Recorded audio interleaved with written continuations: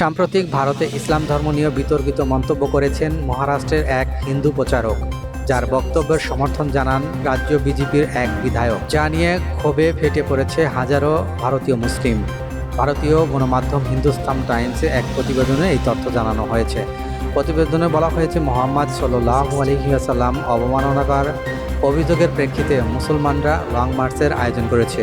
মুম্বাই অভিমুখী এই long March মহারাষ্ট্রের এক্সপ্রেসওয়েগুলো জনসমুদ্রে পরিণত হয়েছে। সেখানে হাজার হাজার মুসলিম অংশগ্রহণ করেছেন।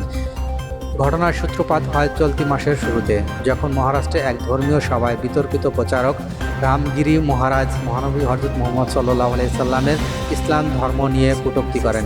এই মন্তব্যের সমর্থন দেন রাজ্য বিজেপির বিধায়ক নীতেশ রানা।